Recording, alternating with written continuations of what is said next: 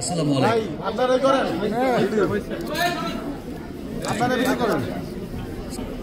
আমাকে যখন বলছিল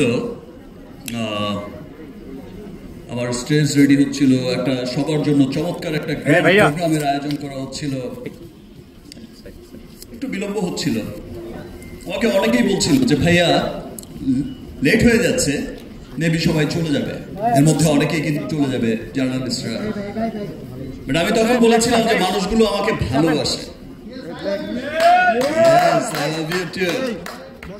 আমি জানি যে আমার দেশের সমস্ত গণমাধ্যম কর্মীরা সকলেই আমাকে অত্যন্ত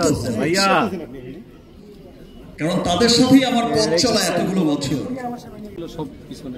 আমি তাদেরকে সাথে নিয়েই আমি যাত্রাটা শুরু করেছি। আজ আমি যেমন খুব এক্সাইটেড, আপনারা সকলেই জানেন যে এখনকার সময়ের দেশ সেরা এবং দেশের মানুষের সবচেয়ে পছন্দের ব্র্যান্ড লিলি যুক্ত হয়েছে অলরেডি।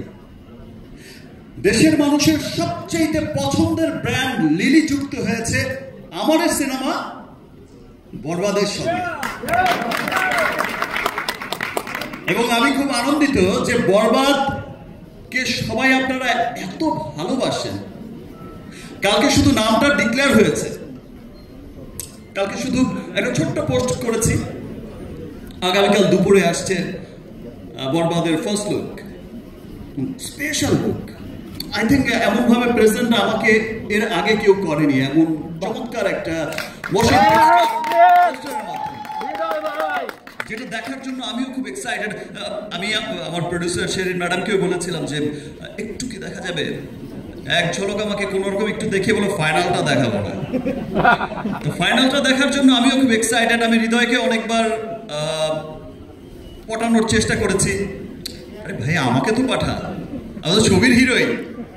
আচ্ছা ভাইয়া, ছবির নাম বরবাদ, নাম ট্রেন্ডিং এ, সে বরবাদ নাম নিয়েই থাকেন, বাকিটা ওখানে দেখাবো। সো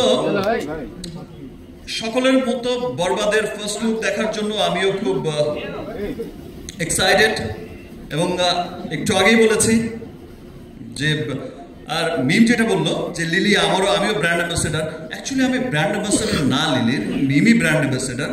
বেসিক্যালি রিমার্কের সব ব্র্যান্ডই তো আমাকে দেখতে হয়, কিন্তু স্পেশালি লিলি ব্র্যান্ডটা আমি দেখি।